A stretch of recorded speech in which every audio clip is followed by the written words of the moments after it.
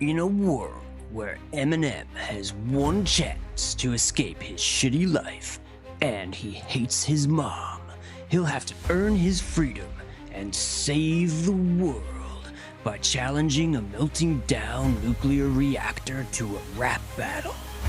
Coming to theaters this summer, 3 Mile. Rated M from Mom's Spaghetti. Microsoft just announced plans to switch on the 3 Mile Island nuclear plant solely to power its own data centers. This signals a major historic first, as Microsoft is set to become the only client of a nuclear reactor. In light of this fairly big development, I thought it might be a good idea to talk about that time in the spring of 1979 when the plant tried to murder everyone who lives in Pennsylvania. Let's talk about what led to the 1979 meltdown, the history of the plant, what it's been doing with its time since that fateful day of March 79. Was it like playing solitaire, or like maybe it's been slinging that football for people with no friends, like the one with the flat end that, comes back to you when it hits a wall? We'll also find out what Microsoft's plans are for the reactor now, and what we can learn from this particular nuclear power plant accident, and what we can actually do with that information going forward.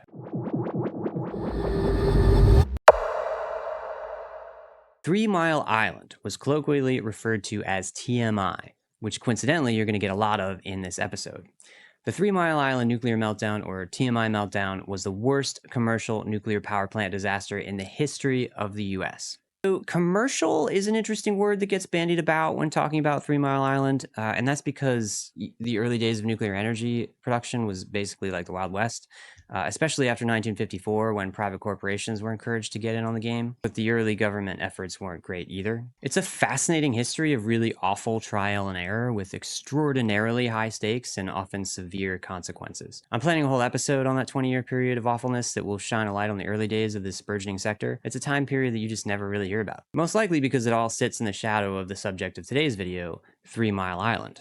Okay, just a little background before we dive into the accident. 3 Mile Island is located on the Susquehanna River outside of Middletown, Pennsylvania, just south of the state capital of Harrisburg. Now, in the 1970s, this was a downtrodden area in the Rust Belt that welcomed the new jobs and economic revitalization that TMI could provide. A lot of people were super excited about the prospect of a new technology sector moving into the area, along with all the jobs it would bring with it. Totally understandable, because the 1970s was also a decade plagued by extraordinary energy shortages and rationing nationwide.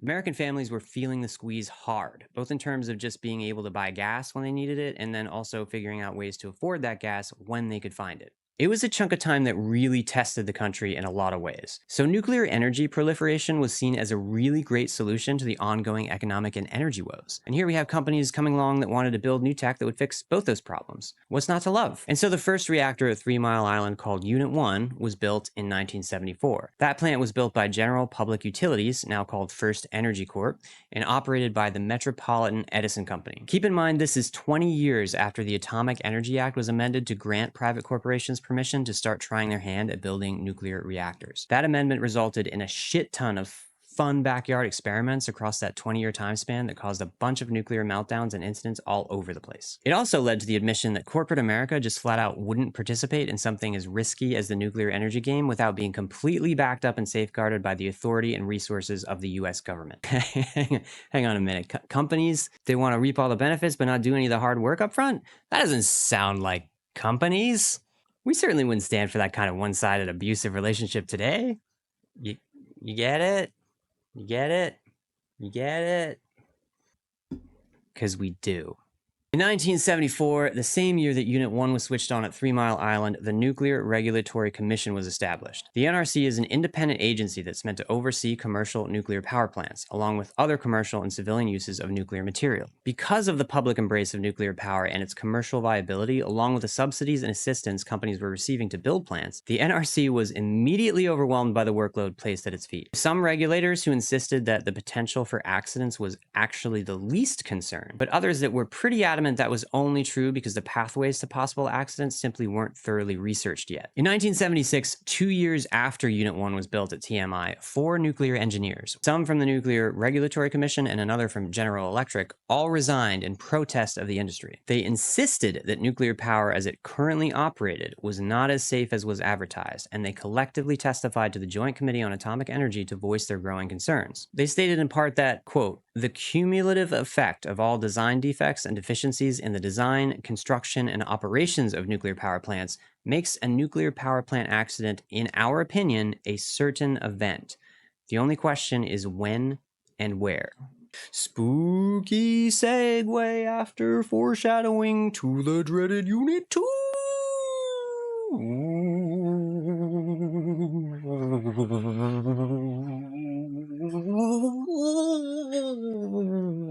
I don't know if that clued you guys in or not, but Unit 2 is the one that's going to make us all a little bit sad inside. Shit's going down at Unit 2! And this is why this drink is here! So one day, while I was driving home from somewhere, the thought just popped in my head that there's a Long Island iced tea. So is there also a 3 Mile Island iced tea? And sure enough, there absolutely is. So that's what I have right here. There are a bunch of different recipes online, but what they all have in common is a shit ton of alcohol. This one is a modified version of what's officially called a radioactive 3 Mile Island iced tea, which has 8 different shots of alcohol in it and no mixer. Full disclosure, I did make some modifications to this so that I wouldn't die immediately while filming this video. I'll put the recipe in the description below so you can get in on this with me, because watching this content will make you thirsty for not feeling your feelings anymore. Oh, like sludge. It's like stingy sludge. I'm gonna put this over there. Oh my god. Can't even look at it. I can't even look at it. Oh, it sticks in the throat. Like any second child, Unit 2 came with some problems. Now, Unit 1 was built on schedule and went online in '74 without any issues or glitches at all.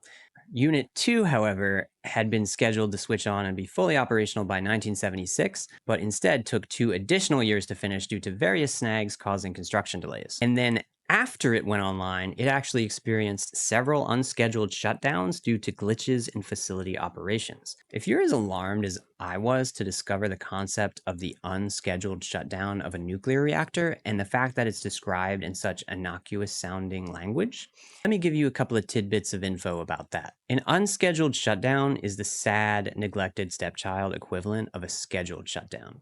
Scheduled shutdowns happen because the plant needs some kind of maintenance or upkeep, or is just in need of refueling. Referred to as scrams or reactor trips, an unscheduled shutdown happens when something goes very wrong. This could be in the form of environmental factors like a massive snowstorm or flooding, or in the case of Unit 2 at TMI, it was often caused by weird instrument readings or design glitches. Unbelievably, these glitches and shutdowns happen so often and were so annoying to plant workers that somewhere along the way, someone just decided to stop reporting them. The NRC was overwhelmed anyway, so, I mean, honestly, they were just giving those guys a much needed break. No big deal.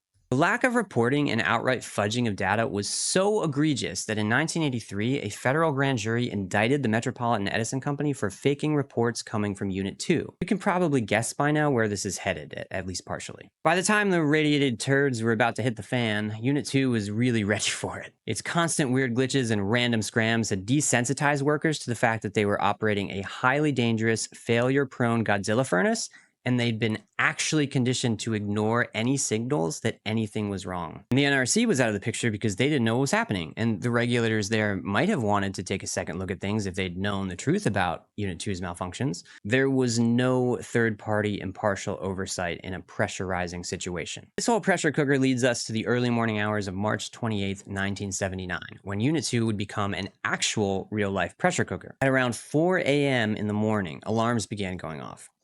But also, you know, what's abnormal about that in a work environment where alarms are always going off? You ever put in an order at a fast food place and the klaxons sound with a hearty fury of 1,000 exploding geese? And nobody except you reacts at all. Definitely not anyone who works there. Because yeah, I mean, that's just how life behind the counter always is. Loud, annoying, loud, annoying, and loud. It just gets tuned out if you actually have to live with it all the time. Nothing is an emergency when everything is an emergency.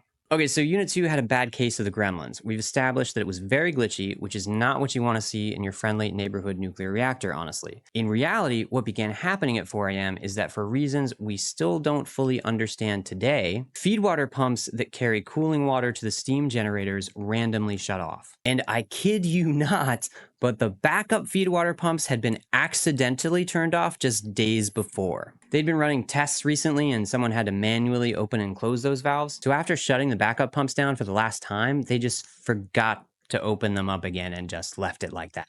Oops. No one working at the time of the accident knew that. So they were all operating under the assumption that the backup pumps had switched on like they were supposed to when the main pumps failed, and they were working fine and there was water flowing to the steam generators. You might be thinking, but, wouldn't there be some kind of indication on the instrument panel that the backup pumps weren't working correctly? Well, and I shit you not, even more. But the backup pumps had a history of just coming on by themselves sometimes, so workers had grown accustomed to just ignoring the readings about them. No cooling water reaching the steam generators meant that all the heat and pressure produced inside the reactor core was just building and building. Fortunately, workers did notice this increase in pressure, and that part was monitored correctly by the plant's instruments. So they opened a relief valve to vent the building pressure inside. All right, sounds good. All fixed. Our 3 Mile Island episode is over now. Roll credits. Somebody did this, somebody did that. Shoop, shoop, shoop. Cool. Roll the credits. Roll that beautiful radioactive bean footage. Yeah, no, don't do that. It's not over. So that relief valve was designed to close after a while when pressure levels lowered beneath acceptable thresholds again. But unbeknownst to workers, and I continue to shit you not, even more. But the relief valve actually got stuck in the open position and couldn't close again. Because the instruments at Unit 2 sucked a whole lot and just, didn't work sometimes, there were no indications that the valve didn't shut. They all thought it had. Everyone carried on as if it was closed, and everything was going just fine in the valve department for several hours. Spoiler alert, this is gonna be a problem. Problem. So to recap, at this point, workers thought that cooling water was flowing to the steam generators from the backup pumps, even though it wasn't. And they also thought that the relief valve had shut after it vented the excess pressure from the core, even though it hadn't. Now they were dealing with a loss of coolant that they couldn't identify the source of, because what was happening was that the coolant water that should normally fill the whole reactor core vessel was being boiled away as radioactive steam. And guess what? Some of that horrible sky porridge was escaping through the stuck open pressure relief valve. And the way the reactor was designed, there was also no way to visibly see how much water was in the core. You couldn't just look with your eyes and confirm the readings if they were feeding you the wrong information, which would have been an especially important design decision in a reactor where all the readings were always wrong. Except there were no readings that could be wrong in this case, because there were no instruments that measured coolant water levels in the core. Water was always just supposed to be in there, filled all the way to the top of the vessel, so nobody thought there was even a need to measure that. Except now that coolant was all being boiled away, and there was just no way to know that. The open valve was also causing pressure to lower at the same time that readings indicated that water levels were rising. This was not a situation that workers were trained for. Water and pressure either rose together or fell together, so it was like a drug? To stop the plummeting pressure levels, they turned off the reactor coolant pumps, which cut water that circulated through the pressure vessel housing the core. Somebody was supposed to check some gauges before they did this, but that person later admitted that they didn't check all of them. And with the existing water being boiled off into an airborne toxic event, it wasn't long until the reactor core was exposed. One thing you guys should know about that situation, it's bad. So the core was overheating at this point, and that led to the now partially exposed fuel rods to react with the growing levels of steam, and the reactor fuel began to melt. At its peak, the core reached a temperature of 4,300 degrees Fahrenheit, or freedom heat, if you're American. Nobody figured out they needed to check the water levels in the pressure vessel until 7 a.m., 3 hours after the accident began. By then, half the reactor core had melted. You don't need that, do you? Oh, you do? It's super important. And melting is a really bad condition for uranium-powered nuclear fuel to be in. At 7 a.m., someone finally got the bright idea to check the coolant water levels in the core vessel. And they were like, holy butt crackers! They turned the pumps back on, but, it was already way too late. And they were able to manually shut that stuck open pressure vessel release valve. I haven't heard about the fellow whose job that had to be, but I do wonder what must have been going through their mind when they went off to slam down the lid on a giant radioactive steam billowing tea kettle with their bare hands. Later on, one of the workers would report that there were so many alarms going off all at once that it was as if the instrument panel had lit up like a Christmas tree. At one point, the alarm that signaled radiation contamination inside the control room went off. So everybody rushed to throw on full protective gear, and everybody was running around all morning in those big floppy radiation condoms. It might be a good idea at this point to talk about what actually happens in a nuclear meltdown. What, in fact, is actually melting, and why is that bad? Like, melted chocolate is awesome. I'm pretty into that. At one point, I was learning how to make these really awesome edible dessert bowls by dripping melted chocolate over the end of a balloon.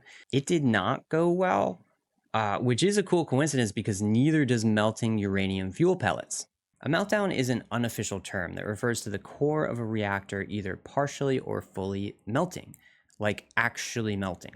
In a pressurized water reactor, which 3 Mile Island and most of the world's reactors are, coolant water is heated by nuclear fission inside the core. And ultimately, that heated water creates steam that turns turbines, and those turbines create the electricity. Lots of electricity generation is ultimately just turbines in the end. It's turbines all the way down. Turbines, turbines, turbines. Spinny things, spinny things. You make some steam, you spin a thing, you get to run your leaf blower or whatever. Is nuclear fission a little overkill to make steam to run a leaf blower? I don't know, but it's kind of awesome. If for some reason the water situation is awry, there isn't enough coolant to keep the core where the fuel rods are from overheating, because that part of the reactor is literally designed to just get really hot. That's the whole point, to heat the water and make the steam. So it can really spiral out of control if the water isn't there, or if the coolant pumps aren't pushing fresh water to the steam generators. In that case, it's peanut butter reactor melt away time. Delicious. Delicious toxicity. The major concern with a meltdown in the beginning of the nuclear power sector was the concept of the China syndrome. It's a horribly middle school racism kind of name that isn't even remotely geographically accurate. Also, the country on the other side of the world from the US is the ocean, since the Earth is over 70% water. But the thinking was that if a reactor core melted down, all of that superheated radioactive sludge would just tunnel all the way through the Earth and out the other side to China, which is again not what's on the other side. I also don't know how literal anyone thought that was, since the Earth itself has stuff in the way of that happening, like a big molten core and things. But sure, any kind of tunneling anywhere that's done by radioactive sludge is kind of bad. The idea got picked up by pop culture and became widespread throughout the early nuclear age, so much so that a major movie called The China Syndrome came out in 1979, starring Jane Fonda, Jack Lemmon, and Michael Douglas. The film was a major success and made a ton of money. Jack Lemmon won a thing for it, and it was nominated for 4 Academy Awards. But the most notable fact about this movie is it came out just 12 days before the meltdown at 3 Mile Island.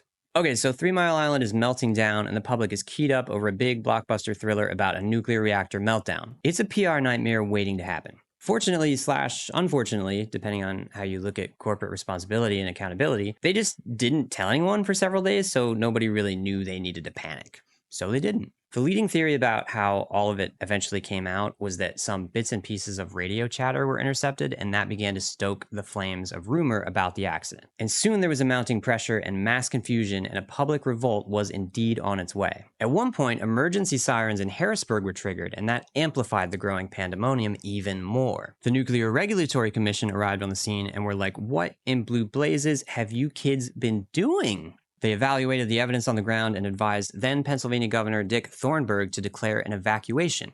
And he kind of did, but he waited a ton of time to do it. And part of that was Metropolitan Edison's fault too, because of their complete lack of transparency with state and local officials. But days after the accident, Thornburgh suggested a limited recommended evacuation, where he was kind of like, hey, if you're a tiny child, or if you're a person who's pregnant with a tiny child, you could maybe think about getting out of here. Not if you don't want to. So don't even worry about it. No surprise, in the week after the accident, 140,000 residents were like, this, I'm going to Ohio. I don't know if they actually went to Ohio when they left, but it makes sense to evacuate there since no one wants to be in Ohio any other time. But joke's on them, since one of the most expensive nuclear reactors ever built is actually outside of Cleveland.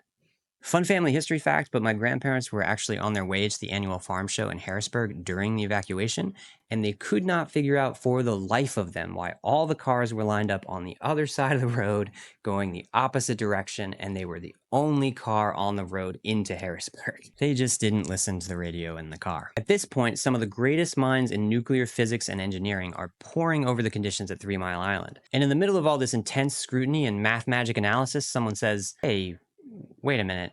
From what I'm seeing, and I don't know about you guys, are you seeing this? Are you seeing this? But I mean, and maybe it's just me here, but there very well could be a gigantic cloud of superheated hydrogen gas building at the top of the pressure vessel, just waiting to explode and irradiate everything in the known world to death. Now, this was obviously really bad, and the thought was that the growing hydrogen gas cloud would mix with oxygen and create a potential explosion that would spray highly radioactive gas and particulate matter for miles and miles in every direction and cause absolute catastrophic devastation. Some people were also worried about whether or not any of the radioactive coolant water or other runoff was finding its way into the Susquehanna, which would ultimately flow onward into the Chesapeake Bay and become a very big public health and ecological disaster. On top of that, everyone was also incredibly concerned about the radioactive steam they knew had already escaped through the pressure relief valve that had been stuck open for hours as the reactor was melting down. The debate about the damage the plant could still do raged on for days, up until the moment President Jimmy Carter arrived on the ground at the power plant. Now, President Carter had been a naval nuclear engineer himself, so he was actually no stranger to what was happening here and probably a great deal more helpful to the conversation and potential solutions than many officials who tour disaster areas nowadays. Because mostly they do this solely for publicity photos that grant them the appearance that they're actually doing anything at all. In a lot of cases, it is actually an enormous logistical hindrance to have a president or other official on site during a disaster scenario due to things like Secret Service protection and travel, so please stop insisting that people visit things. Like, what does anyone think that's going to accomplish? Do you think people need to see something in person to know it's bad? Demanding that the administration interrupt the current Hurricane Helene and now Hurricane Milton cleanup is only going to waste time and resources and put more lives at risk. It's just dumb. Don't be dumb. Think with your brain. Necessary disclaimer here, but I am not actually a nuclear engineer by trade, so I do apologize for any errors, mistakes, or omissions I've made in the process or the science. And if you found anything that I've said to be untrue or misleading in that regard, then please feel free to bring your own clarification in the comments. I definitely appreciate it, and I'd be truly ecstatic if those watching this video could learn more about the subject from that discussion. Okay, so what sort of disastrous nuclear wraith-making apocalypse came from all the terrifying possibilities poised to launch from the infected bowels of 3 Mile Island's Unit 2? In terms of health effects? Well, like nothing, actually. Nobody died. Nobody tripped and pulled up a toenail. Nobody got a sunburn or even some dry skin. Now, I actually didn't know that going into this, even growing up in Pennsylvania, because all you ever hear about are these dark, shadowy undertones of spooky scariness coming out of the mouths or side-eyed glances of anyone mentioning 3 Mile Island. And yeah, it was the worst commercial nuclear power plant disaster in the history of the US, and lots and lots and lots of serious problems and outright malfeasance took place, which we'll talk about, but none of it manifested in any negative public health outcomes. Measurements taken from the immediate vicinity after the meltdown was halted found that radiation dosage was just 1 millirem above background for the area. To give a little context, a chest x-ray confers a 6 millirem dose of radiation. So the effects were negligible, but certainly widespread. Researchers found elevated radiation levels at a distance of 16 miles surrounding the plant. But even now, after decades of combing through data from health outcomes of Pennsylvania residents, no evidence was ever found that 3 Mile Island caused cancer rates to rise or put anyone in danger of other conditions or diseases. Which is kind of a bummer, because this channel is all about the awful things that people do to each other. So while we don't have any horrible physical consequences or nuke-worshipping Fallout cultists popping up as a result of the accident at TMI's Unit 2, there are plenty of other kinds of awful things to talk about here. Plus, there's the whole Microsoft takeover that we're going to get into, and that has some truly awful implications for the future in a different way as well. A lot of awfulness really was identified in the aftermath of the meltdown. The NRC's explanation from an informal rundown about the accident on their website has this to say: a combination of equipment malfunctions, design-related problems, and worker errors led to TMI-2's partial meltdown and very small off-site releases of radioactivity. Okay, so equipment malfunctions, design-related problems, worker errors. Human error, then. All of those things amount to human error. The equipment didn't maintain itself. The plant sure as shit didn't design itself either. People screwed up in a variety of ways across the board over a broad length of time in order for this failure to manifest. Existing systems weren't followed properly, as with the gauge-checking miscreant who didn't follow procedure and the whole thing where the plant workers were completely faking their reports to the NRC, and deliberately in order to avoid any regulatory oversight and potential loss of income if all the glitchy reactor tech stuff was found out about. The failure of Metropolitan Edison was in its similar lack of transparency with government officials, and had the hydrogen gas explosion occurred, it's very easy to assume they might have been found criminally liable. If you've seen any videos at all on this channel, you know that I personally believe corporate malfeasance to be a legally mandated feature and not a bug. Losing money is not an option. Losing lives is simply the cost of doing business. Even though there were no casualties, the accident at 3 Mile Island still brought about enormous changes across numerous sectors, including emergency response systems, nuclear plant operator training, engineering, radiation protection, and more. The NRC also tightened its regulatory authority over the nuclear energy sector so they would never be in the dark about reactor operations again. TMI was a major factor that led to the US divesting itself of nuclear energy production. Protests followed in Pennsylvania and elsewhere, and the failing economic prospects of future nuclear reactors caused plans for dozens of plants to be canceled. Unit 2 never reopened again. It took 14 years to fully clean up, and it wasn't finished until 1993. All the melted fuel sludge that'll be radioactive for bazillions of years is buried in concrete at the Idaho National Laboratory, and it cost $1 billion to repair all the damage. A lot of people probably aren't aware that Unit 1 never permanently shut down. It was brought back online in 1985 and operated all the way up into 2019. It's been involved in a lengthy decommissioning process ever since. This planned decommissioning was going to take 60 years and cost another $1 billion. And that's changed now because we're going back to the island. We have to go back! Kate, we have to go back! We have to go back, Kate. We built this big dinosaur island, and we need to make sure we keep inventing thinner and thinner excuses to go back and make more sequels. Wait, is the whole world now? What? What? Huh? Dinosaur World? What is this? One thing that may surprise you if you've managed to watch this far is that this is actually not an anti-nuclear power video. Nuclear energy production is actually an important part of the green energy portfolio, and we're going to need to shift to that quickly in order to save ourselves from the climate change crisis and utter extinction. For more on that, see my 3-part series on climate change, which I'll link to down in the didgeridoo.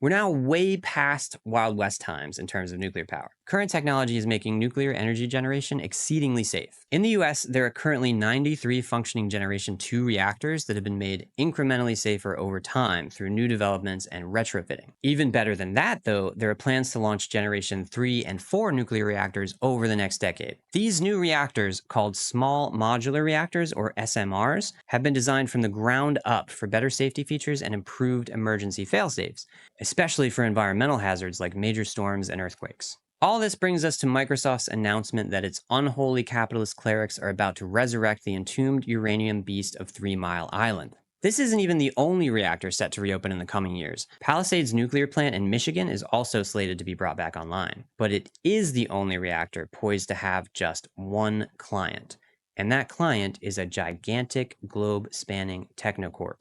The current owner of TMI is Constellation Energy. Constellation Energy is the largest nuclear energy provider in the US. They control 20% of the sector. Constellation has agreed to pay $1.6 billion to perform repairs and maintenance on Unit 1 to get it fully operational once again. And they estimate that process will be finished by 2028. At that point, the NRC will evaluate and have approval authority over Unit 1 before it's allowed to fire up again. The announcement to resurrect 3 Mile Island comes at a time when artificial intelligence, or AI, is becoming prolific across the private and corporate landscape and causing all kinds of fever and fervor from all ends of the spectrum. At some point, I'm going to make a fun video breaking down the realities of AI and its current usage and potential usage and consequences. For now, we'll just say that it's become a super convenient corporate scapegoat to scale back on labor costs and give executives with no formal training in any field at all the ability to pretend they're an artist, or a hacker, or even just competent at sending basic emails. Okay, so there's new tech available that makes nuclear plants much safer these days, so that's not really the issue for me. This move is mostly stupid because, once again, progress is only made when a gigantic corporation feels like it makes sense for them, when it'll finally make a nice little difference in their bottom line. And a plant operator is willing to invest billions into revitalizing old equipment instead of just building newer, safer, but more expensive equipment, all because that giant corporation is going to make them rich with its business. Cool, yeah, cool, super cool. So let's definitely not do the Green New Deal to create vital jobs and clean infrastructure. Let's do it to bolster a corporate movement that's working hard to put people out of jobs. And let's not actually use the safest and most effective tech around, but let's retrofit older plants and cut costs. Sounds about right. This is all par for the course now, while America is hijacked by corporate interests. Case in point, this one idiot called Andre supposedly works on energy policy, that's one of these, and does so at a super partisan think tank called the Commonwealth Foundation. He was asked about the Microsoft 3 Mile Island deal, and he told NPR that self-serving shitty corpo types are somehow actually going to be the ones to finally save the world with affordable clean energy. The Microsoft deal is making the reactor viable again, he said. He claims it's just proof of the market at work. Andre the Giant Idiot goes on to say, and I quote, "Refiring the closed reactor through private investment demonstrates that Pennsylvania does not need subsidies for nuclear power. The market will deliver reliable, affordable, and clean power far better than government central planning. And here is a case study demonstrating it." Sure, yeah, dude. Despite generations of evidence that corporate interests and your so-called free market lobbyists have fought tooth and nail against green energy initiatives so they could avoid spending money on switching to that clean energy infrastructure and keep making a killing while burning fossil fuels that are cooking our whole planet alive. They're also somehow way better than the government at implementing those initiatives. Initiatives that your government central planning boogeyman has had to force them to abide by, one painful court case and regulatory push at a time over 50 years. That makes sense, Andre. You are clearly making objectively accurate points with no bias included here. These people are just completely morally bankrupt, and we cannot give them any credit for any of the progress they have fought extremely hard to bring to a screeching halt. These people are the elementary school bullies who grow up to work in the mines and now pretend they were actually Bill Gates' best friends back in the day when they were slamming his head against the merry-go-round. "So great to see you, Bill. Let me get a selfie. I always liked you. Where are you going now?" The only thing they live for is material wealth and power, and a way to feel validated inside to erase whatever dark void exists there instead of loving relationships. What I, and I hope other people like me, live for is making sure people can breathe air. Crazy. So what can we do? These people and the companies they work for need to be regulated, and we need to make sure that happens. The NRC is great, but it's still overwhelmed and captured by the market forces that allow corporations to get away with simply not pursuing the best options available. So yes, we should be pursuing nuclear power because it's a phenomenal energy producer and can make a big difference in clean infrastructure and help to eliminate fossil fuels faster. But we should also insist that the plants actually be safe and utilize the best available technology to ensure that reality. So if Constellation Energy wants to operate Unit 1 at 3 Mile Island to make that Bill Gates money, then they need to do it optimally and safely. To that end, the NRC has made resources available for the public to look over. I'll put that in the didgeridoo.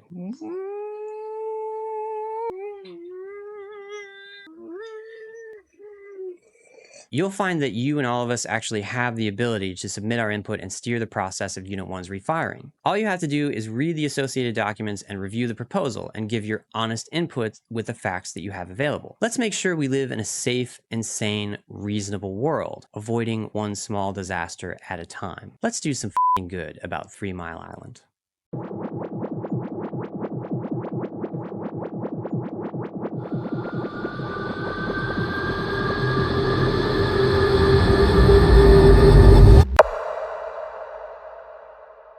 Oh man, this was really good. I'm just kidding.